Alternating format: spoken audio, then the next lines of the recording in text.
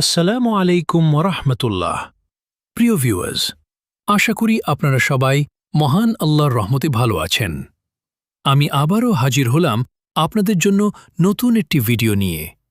আশা করি আজকের ভিডিওটি আপনাদের অনেক উপকারে আসবে এবং ভালো লাগবে ইনশাআল্লাহ।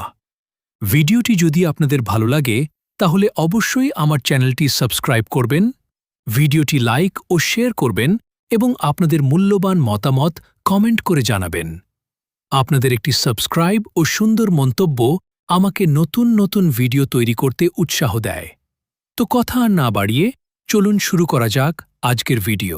লেকট্রা মডারিস সফটওয়্যারে সাইজেস মেনুটি প্যাটার্ন গ্রেডিং এবং সাইজ ম্যানেজমেন্টের জন্য অত্যন্ত গুরুত্বপূর্ণ। আপনার আপলোড করা ছবিতে দেখা যাচ্ছে যে আপনি 7 মেনুর অধীনে সাইজ ডায়ালগ বক্সটি ওপেন করেছেন। এখানে থাকা 7টি টুলের কাজ নিচে সহজভাবে বর্ণনা করা হল। 1. সাইজ তৈরি করা। এটি মূলত নতুন সাইজ রেঞ্জ তৈরি করতে ব্যবহৃত হয়। কাজ, আপনার বেস সাইজ যেমন মোবা 40 থেকে ছোট এবং বড় সাইজগুলো এখানে ডিফাইন করতে হয়। কিভাবে করবেন? এটি ক্লিক করলে একটি উইন্ডো আসবে যেখানে আপনি আপনার আলফানিউমেরিক এল বা নিউমেরিক 38, 40, 42 সাইজগুলো ইনপুট দিতে পারবেন। 2. করেসপন্ডেন্স সাইজ রূপান্তর।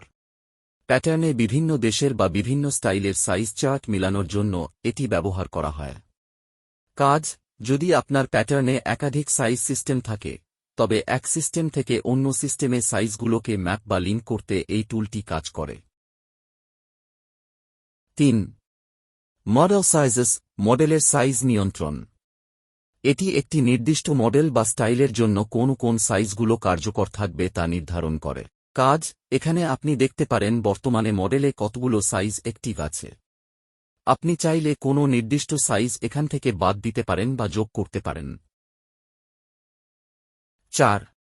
সহায়ক সাইজেস সব সাইজ দেখানো বা লুকানো।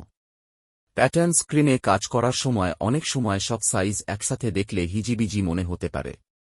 কাজ, এটি ব্যবহার করে আপনি কি শুধু বেস সাইজ দেখবেন নাকি গ্রেডিং করা সব সাইজ নেস্টেড সাইজেস একসাথে দেখবেন তা নিয়ন্ত্রণ করতে পারেন।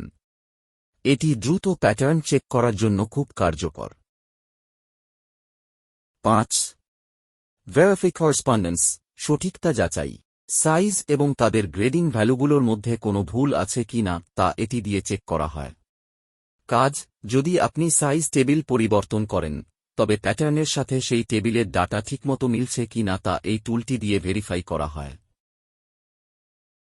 6. গ্রেডিং সাধারণ গ্রেডিং। এটি মডারিসের ডিফল্ট গ্রেডিং মোড। কাজ, সাধারণত আমরা যখন এক সাইজ থেকে অন্য সাইজে রুল টেবিল ব্যবহার করে গ্রেডিং করি তখন এই অপশনটি সিলেক্ট করা থাকে। এটি point to point grading value assign করার জন্য প্রাথমিক মোড। 7. Spec grade 1-2 special grading. এগুলো অ্যাডভান্সড গ্রেডিংয়ের জন্য ব্যবহৃত হয়। কাজ, যখন আপনার প্যাটার্নে খুব জটিল কোনো গ্রেডিং যেমন স্পেশাল ফিটিং বা ডিস্টরশন গ্রেডিং প্রয়োজন হয় যা সাধারণ রুল দিয়ে হয় না, তখন এই স্পেশাল গ্রেডিং 1 বা 2 ব্যবহার করা হয়। সাধারণত বড় বা বিশেষায়িত ফ্যাক্টরিগুলোতে কাস্টম ফিটিংয়ের জন্য এটি লাগে। কিছু প্রয়োজনীয় টিপস। বোল্ড করা সাইজ লিস্টে যে সাইজটি বোল্ড বা কালার করা থাকে সেটি আপনার বেস সাইজ। 7 শর্টকাট কিবোর্ডের 7 প্রেস করলেই আপনি এই সাইজ সংক্রান্ত মেনুগুলো সহজে ডানদিকের প্যানেলে পেয়ে যাবেন।